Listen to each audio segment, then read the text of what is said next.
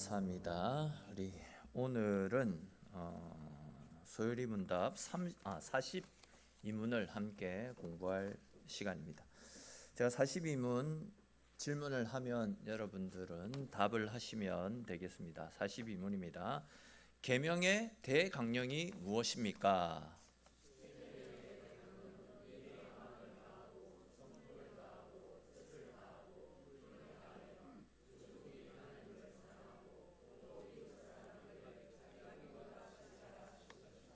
아멘. 자, 우리 오늘 말씀 찾아봅시다. 오늘 말씀은 마가복음 12장 28절에서 34절까지 말씀입니다.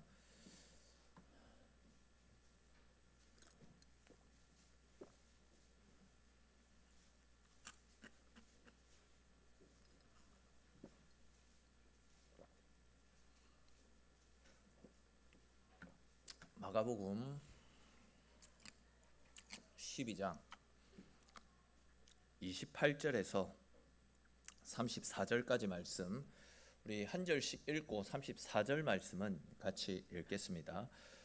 서기관 중 한 사람이 그들이 변론하는 것을 듣고 예수께서 잘 대답하시는 줄을 알고 나와 묻되 모든 계명 중에 첫째가 무엇이니까?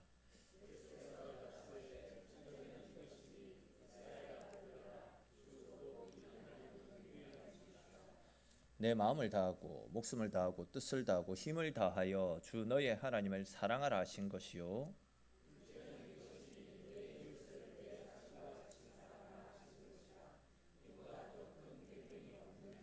서기관이 이르되 선생님이여 옳소이다. 하나님은 한 분이시요 그 외에 다른 이가 없다 하신 말씀이 참이니이다.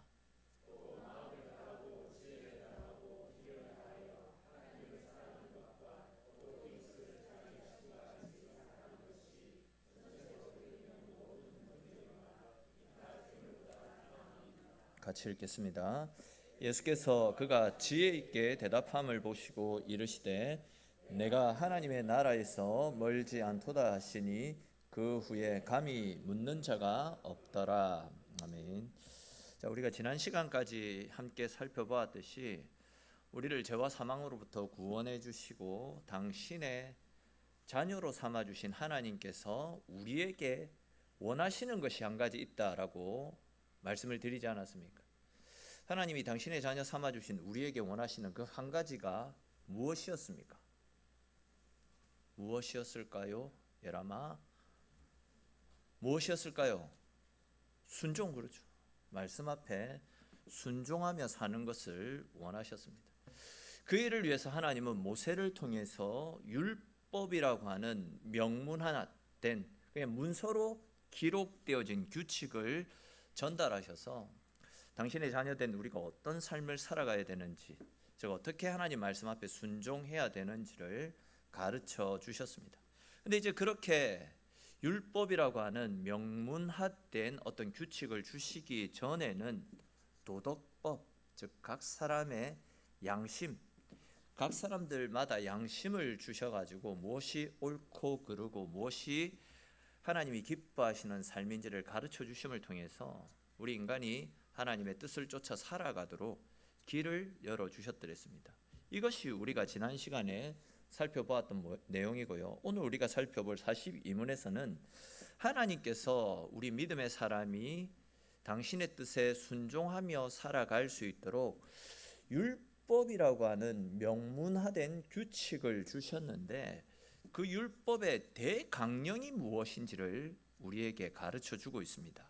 우리 42문 답을 다시 한 번 더 화면을 보면서 같이 읽어봅시다. 42문답 같이 읽겠습니다.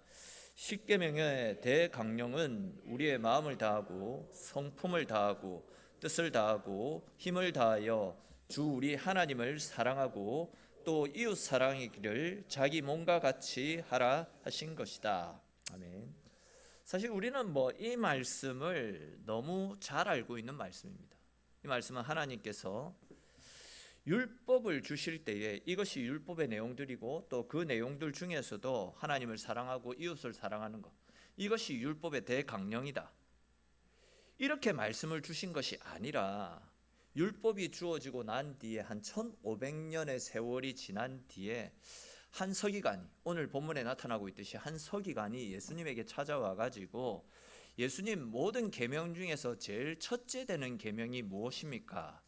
라는 질문을 던졌을 때에 그 질문에 대답으로 하셨던 말씀이 바로 오늘 우리가 살펴보게 될 42문의 답이라고 할 수 있습니다. 예수님은 우리를 향하신 하나님의 가장 큰 뜻은 무엇이라고 가르쳐 주셨습니까? 예수님 말씀하신 우리를 향하신 가장 큰 뜻 무엇이라고요? 좀 크게 이야기하세요. 다 알면서 왜 부끄러워하십니까? 뭐 알 거 다 아는 처지에 부끄러워할 필요 없습니다. 우리를 향하신 하나님의 가장 큰 뜻이 무엇이라고요? 진짜 몰라서 말 안 하는 거예요. 하나님 사랑하는 거. 제일 첫째 되는 계명은 하나님을 사랑하는 겁니다. 그런데 그냥 사랑하는 것이 아니라 마음을 다하고 성품을 다하고 뜻을 다하고 힘을 다하여 하나님을 사랑하라라고 말씀하십니다. 그러니까 이제 적당히가 아니라 혼신의 힘을 다해서 전심으로 하나님을 사랑하는 것, 이것이 하나님이 우리에게 주신 가장 크고 첫째 되는 계명이다라고 말씀하고 있습니다. 여러분 한번 생각을 해보십시오. 우리가 결혼을 해가지고 배우자와 함께 살아가고 있습니다. 근데 이제 만약에 나를 사랑하는 나의 아내나 나의 남편이 나를 너무나도 사랑합니다. 365일 중에서 364일을 나를 위해 헌신하고 봉사하고 충성합니다. 근데 내가 364일 당신을 위해서 내 모든 것을 쏟아붓고 헌신했으니까 내가 오늘 하루는 다른 집 남자를 만나서 다른 집 여자를 만나서 시간을 보내고 오겠다. 만약에 이렇게 이야기를 한다면 그것이 과연 온전한 사랑이라고 할 수 있겠습니까? 온전한 사랑이 아니잖아요. 사랑하는 아내를 위해서, 사랑하는 남편을 위해서 365일 매일매일 사랑을 쏟아붓고 사랑의 마음으로 다가서는 것, 그것이 온전한 사랑 아니겠습니까? 그러니까 이제 결혼을 했다면 나의 남편, 나의 아내만이 내가 사랑해야 되는 유일한 사랑의 대상이다라는 생각으로 내 온 정성을, 마음을 쏟아 부을 때에 그 가정이 온전하게 행복할 수 있는 것처럼, 하나님은 우리가 돈을 사랑하고 세상을 사랑하고 자기를 사랑하고 욕심과 쾌락을 사랑하는 것을 원치 않으신다라는 겁니다. 하나님만을 내가 사랑해야 되는 유일한 대상으로 삼고 내 마음과 뜻과 정성을 다해 전심으로 하나님을 사랑하라. 그것이 우리를 향하신 첫째 되는 가장 큰 계명이다. 그렇게 말씀하고 있습니다. 다들 공감하시겠지만 우리가 하나님을 사랑한다라고 말하면서 실제로 내 삶 가운데 하나님이 아닌 다른 것들을 하나님과 동등하게 여긴다거나 하나님보다도 세상의 것들을 더 중요시 여기면서 세상 것들을 지기 위해서 오히려 하나님을 멀리하고 있다라고 한다면 그것은 실제로 하나님을 사랑한다라고 말할 수 없는 것입니다. 여러분, 과연 나는 지금 내 모습은 어떠한가? 오늘 말씀 앞에 우리 자신을 돌아보면 좋겠습니다. 하나님이 과연 내 삶의 유일한 하나님이십니까? 혹 하나님보다도 다른 것들로 내 삶을 채워가고 있지는 않습니까? 세상의 것들을 얻기 위해서 오히려 하나님을 내 삶 가운데서 밀어내고 있지는 않습니까?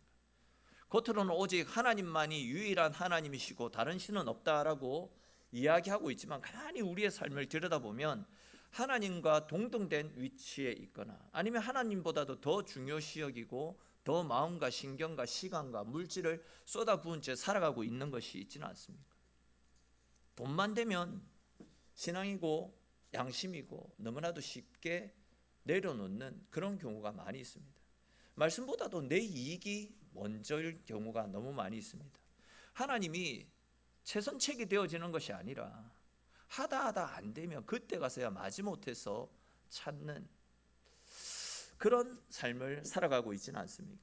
괴로울 때 주님이 우리의 위로자가 되시고 주님을 통해서 내 삶의 문제를 해결해 나가야 되는데 소주, 맥주, 양주 이런 또 다른 주님이 나의 위로자가 되어서 우리의 문제들을 해결해 나가려고 하는 이런 안타까운 삶을 살고 있지는 않습니까? 여러분, 아무리 바쁘고 피곤해도 뭐 맛있는 집, 분위기 좋은 카페, 만나야 될 사람들, 또 급한 일 있으면 다 찾아가지 않습니까? 물질을 들여서라도 그 일에 쏟아붓지 않습니까? 그런데 하나님을 만나는 일은 항상 바쁘다라는 핑계, 피곤하다라는 핑계로 하나님과의 교제에 있어서만큼은 시간 내기를 주저하고 망설이고 있지는 않습니까? 과연 이러한 모습이 하나님을 사랑한다라고 이야기할 수 있겠습니까? 사실 우리는 때때로 공부냐 하나님이냐, 또 사람이냐 하나님이냐, 일이냐 하나님이냐, 이런 것들을 놓고 선택의 기로에 설 때가 종종 있을 것입니다. 근데 하나님은 우리가 하나님을 사랑하는 마음으로 열심히 공부도 하고, 하나님 사랑하는 마음으로 사랑도 하고 일도 하라라고 이야기하십니다. 하나님을 사랑하는 일은 선택의 문제가 아니라 항상 우리 삶의 중심이 되어서 하나님 중심의 삶을 살기를 원하고 계신다라는 겁니다. 우리를 향하신 이러한 하나님 아버지의 마음을 잘 헤아려서 말로만, 입술로만 내가 주인 삼은 모든 것 내려놓고 주님을 따르겠습니다, 주님이 내 삶의 주인 되십니다, 입술의 고백으로만 그치지 마시고 실제로 우리의 삶 가운데서 하나님 한 분만을 나의 주인으로 삼고 하나님 뜻대로 하나님 사랑하는 마음으로 살아가시는 저와 여러분들의 삶이 될 수 있기를 주님의 이름으로 축원합니다. 또 이제 이렇게 하나님을 사랑하는 것이 우리에게 있어서 제일 크고 첫째 되는 계명이다라는 사실을 가르쳐 주신 하나님께서 그 다음으로 이웃 사랑하기를 내 몸을 아끼는 것과 같이 사랑하라라는 말씀을 주시지 않습니까? 자, 그렇다면 여러분, 예수님께서 말씀하시는 내 이웃이 누구를 가리키는 것이겠습니까? 여기에서 말씀하는 나의 이웃은 나와 관계를 맺고 있는 우리 가족들, 또한 그리스도의 몸을 이루고 있는 함께하는 성도들, 또 때로는 나와 원수지고 있는 진짜 돌봄과 사랑이 필요한 모든 사람들을 내 이웃이라고 이야기할 수 있습니다. 또한 학교에서나 직장생활, 또한 사회생활을 하면서 만나고 관계하는 모든 사람들 역시도 나와 이웃이라고 이야기할 수 있습니다. 그런데 이제 중요한 것은 예수님은 그런 이웃을 사랑해야 된다, 그렇게 이야기하는데 어떻게 사랑하라고 합니까? 그 이웃을 내 몸처럼 내가 소중하듯이 그 이웃도 소중하기 때문에 나를 사랑하듯이 그 이웃도 사랑하라라고 이야기하고 있습니다. 사실 아무리 못난 사람이라고 할지라도 자기 자신은 다 사랑하지 않습니까?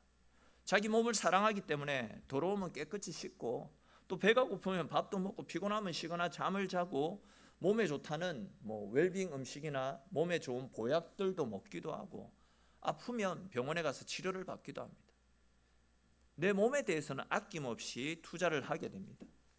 나를 사랑하기 때문에 나를 위해서 아낌없이 투자하고 헌신을 하는 겁니다. 근데 이제 말씀해 보시면 예수님께서는 너희 몸을 사랑해서 너희가 너희를 사랑하고 아끼는 것처럼 너희 이웃 역시도 소중하고 귀중한 존재이니까 네 몸을 사랑하고 아끼듯이 네 이웃에 대해서도 사랑하고 아끼는 마음으로 그를 돌아보고 섬겨라 라고 이야기하고 있습니다. 그리고 이것이 하나님을 사랑하라는 계명 다음으로 둘째 되는 계명이다, 그렇게 말씀을 하고 있습니다. 우리 성경에서도 읽었는데 분명 오늘 본문에 나타난 이 서기관은 가장 크고 첫째 되는 계명에 대해서 질문을 했는데 예수님의 대답은 첫째 되는 계명뿐만이 아니라 둘째 되는 계명까지도 함께 말씀해 주셨습니다. 분명히 가장 큰 계명이 무엇입니까? 질문을 했지만 예수님은 첫째 계명, 둘째 계명을 함께 이야기해 주셨다는 거죠. 그 이유는 이제 첫째 계명과 둘째 계명을 자세히 들여다보게 되면 결국은 이 첫째 계명, 둘째 계명이 하나님께서 우리에게 주신 모든 계명들을 간통하고 있기 때문에, 모든 계명들을 다 포함하고 있기 때문에 첫째 계명을 물어봤지만 첫째, 둘째 계명을 같이 가르쳐 주고 있는 겁니다. 조금 복잡하게 들릴 수 있는 이야기인데 무슨 이야기인지 집중을 해서 한번 잘 들어보십시오. 아시는 내용이 또 있는데 지금 우리 세 가족들이 많이 있기 때문에 조금 설명 차원에서 아시는 내용이지만 다시 한번 풀어서 말씀을 드리면, 여러분, 하나님께서 모세를 통해서 이스라엘 백성들에게 지켜야 되는 10가지 계명, 10계명을 주시지 않았습니까? 근데 이제 그 10계명을 하나님께서 어디에다가 주셨습니까? 십계명을 어디에다가 주셨죠? 그렇죠. 돌판에다가 새겨 주셨더랬습니다. 자, 성경을 다 한번 펴보십시오. 그리고 성경 제일 뒷부분을 한번 펼쳐보십시오. 쉬운 내용인데 모르는 분들을 위해서 쉽게 설명을 드리는 겁니다. 자, 십계명 제일 뒤에 십계명 다 있죠? 자, 십계명 보시면 두 쪽에다가 십계명이 기록이 되어져 있습니다. 맞죠? 한쪽에 기록되어져 있는 성경이 있다면 그 좀 잘못된 성경입니다. 두 쪽에다가 다 기록이 되어져 있는데, 자, 1계명부터 4계명이 한 페이지에 되어 있고 또 5계명부터 10계명이 한 페이지에 되어 있습니다. 딱 5계명씩 딱딱 나누어서 기록되어져 있으면 너무 좋을 것 같은데, 보시면 1계명부터 4계명 한 페이지, 5계명부터 10계명까지 한 페이지 이렇게 기록이 되어져 있습니다. 근데 잘 보시면 1계명부터 4계명까지는 하나님을 사랑하는데 어떻게 하나님 사랑을 해야 되는지, 하나님 사랑과 관련된 계명이 1에서 4계명의 한 페이지에 기록이 되어져 있고, 두 번째 페이지에는 5계명부터 10계명까지 이웃을 사랑해야 되는데 어떻게 이웃을 사랑해야 되는지, 이웃 사랑과 관련된 계명들이 5계명부터 10계명까지의 기록이 되어져 있습니다. 근데 이제 그 1계명부터 4계명까지의 중심, 그리고 5계명부터 10계명의 중심은 결국 하나님 사랑, 이웃 사랑이라는 겁니다. 한마디로 모든 계명의 완성은 사랑이라는 것입니다. 그런 측면에서 생각을 해볼 때 이웃을 내 몸과 같이 사랑하라 라는 하나님의 말씀은, 하나님을 사랑하는 사람이라면 당연히 마땅히 이웃을 사랑해야 된다, 그 이야기입니다. 즉 하나님을 사랑하는 사람은 자연적으로 우리의 이웃도 내 몸과 같이 아끼고 사랑해야 된다, 그 이야기입니다. 요한일서 4장 20절 말씀해 보시면, 누구든지 하나님을 사랑하노라 하고 그 형제를 미워하면 이는 거짓말하는 자니 보는 바 그 형제를 사랑하지 않는 자가 보지 못하는 바 하나님을 사랑할 수 없다라고 그렇게 말씀하고 있습니다. 눈에 보이는 형제도 사랑하지 않는 사람이 눈에 보이지 않는 하나님을 어떻게 사랑할 수 있느냐? 하나님 사랑한다라고 이야기하면서 이웃 사랑하기를 실천하지 않는다면 다 거짓말장이라는 겁니다. 그 사람은 하나님을 사랑하지 않는 것이다, 그렇게 성경은 분명히 이야기하고 있습니다. 다시 말해서 내가 아무리 하나님을 사랑해서 교회를 위해 헌신하고 충성 봉사하는 삶을 산다 할지라도 내 안에 형제를 사랑하는 마음이 없다라고 한다면, 여전히 누구를 시기하고 질투하고 미워하는 마음이 내 속에 자리 잡고 있다라고 한다면 그것은 결국 하나님을 사랑하지 않는 것이다.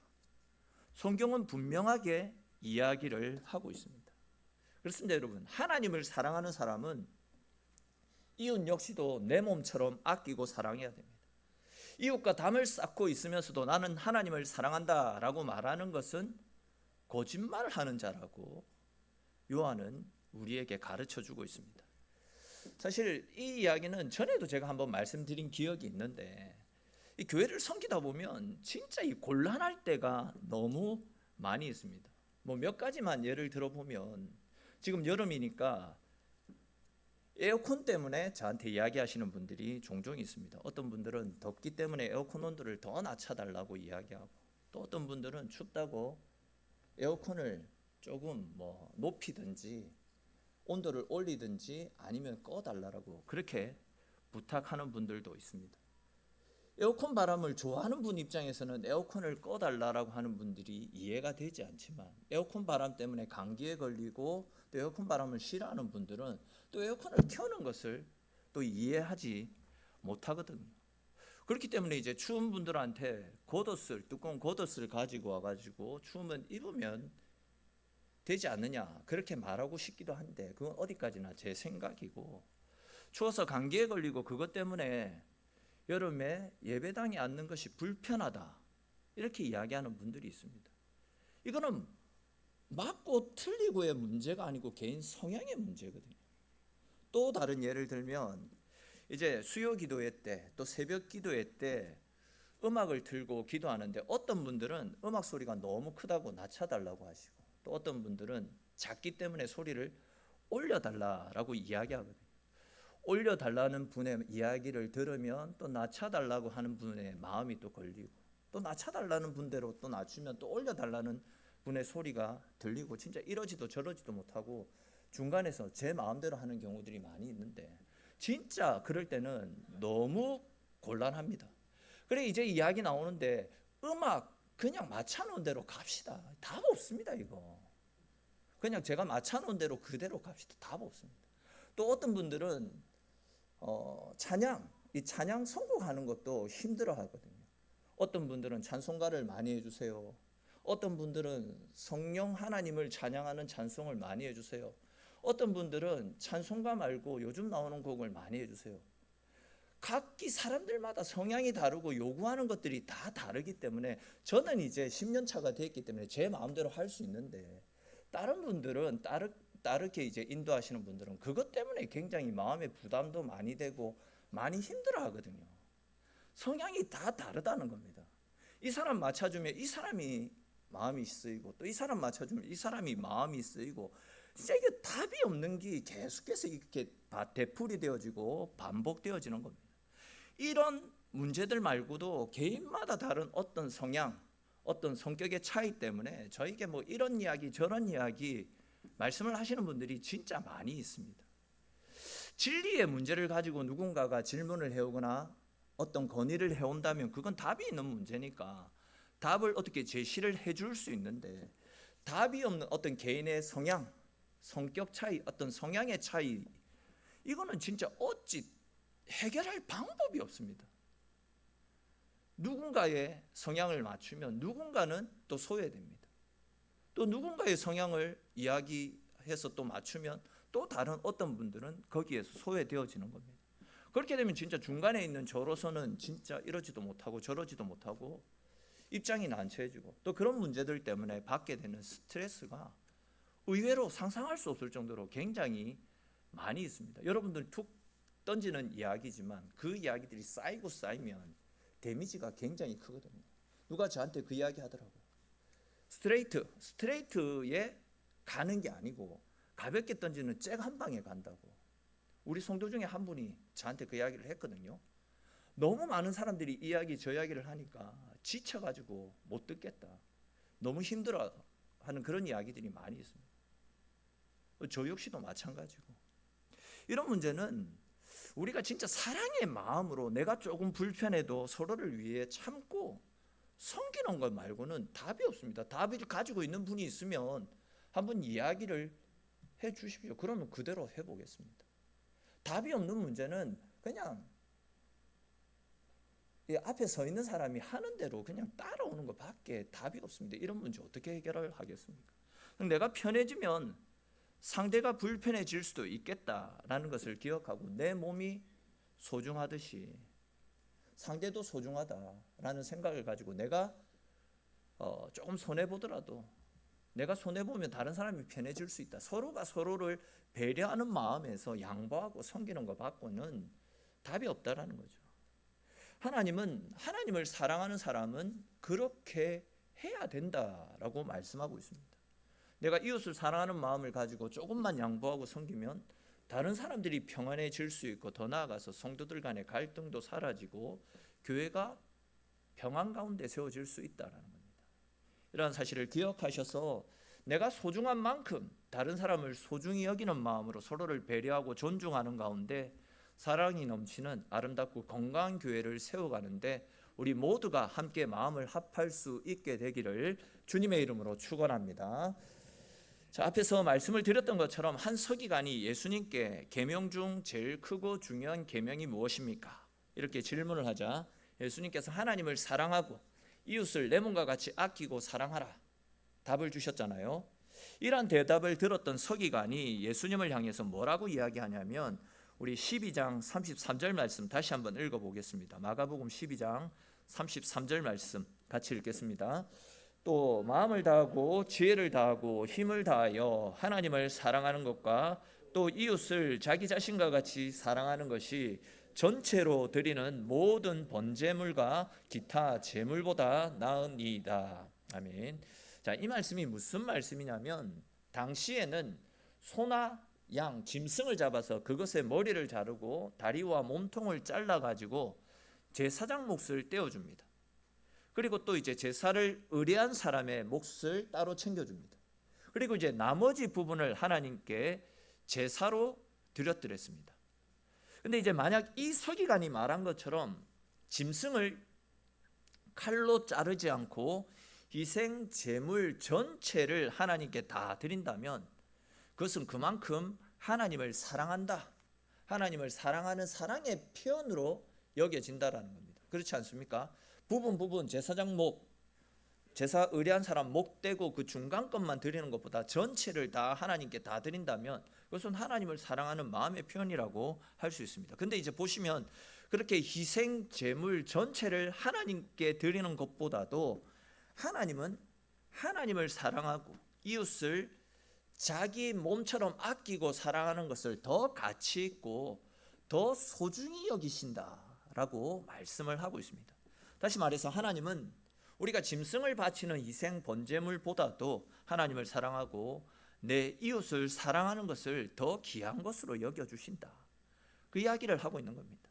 즉 우리가 아무리 교회에 나와서 예배를 드리고 예물을 드려도 여전히 이웃과 하나 되지 못하고 여전히 누군가를 미워하고 사랑하지 못한 채 담을 쌓은 채 살아가고 있다라고 한다면 우리가 드렸던 예배가 우리에게 아무런 의미가 없다, 그런 말씀입니다.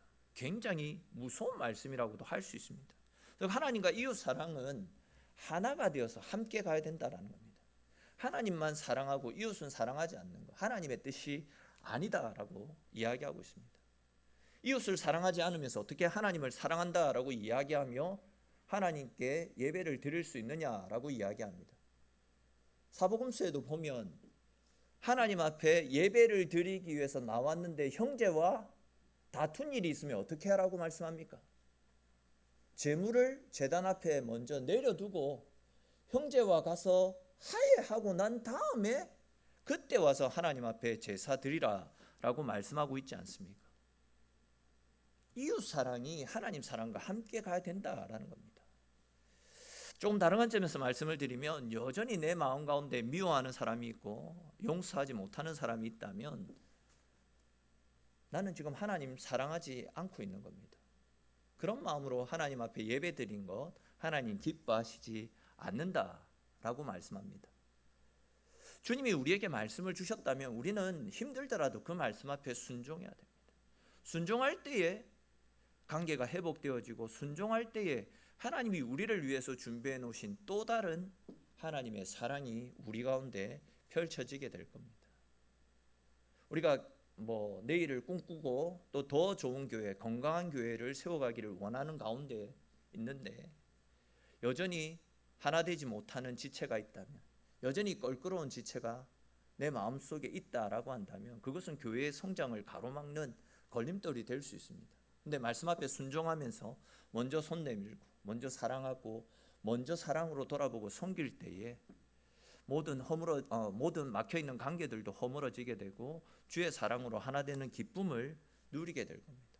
잘 아시는 것처럼 나 같은 사람도 예수 그리스도께서 사랑하셔서 이런 나를 살리기 위해 십자가의 대속 제물이 되어 주셨습니다. 나의 억만 가지 죄도 예수의 피로 말미암아 다 용서를 받았습니다. 주의 은혜로 죄 용서함을 받은 우리가 내가 누구라고 다른 사람을 미워하고 용서하지 못합니까? 저 사람만큼은 절대 용서할 수 없다. 그거는 내가 하나님보다도 더 간대한, 하나님보다도 앞서 있는 사람이다라고 교만한 행위의 모습이라고 할 수 있습니다. 그저 우리는 내가 용서받은 것에 감사해야 되고 내가 용서받았듯이 우리도 다른 사람을 사랑으로 품고 안아주고 사랑으로 감싸주는 삶을 살아가야 됩니다. 그것이 우리를 향하신 가장 크고 가장 중요한 계명이다라는 것을 꼭 기억하십시오.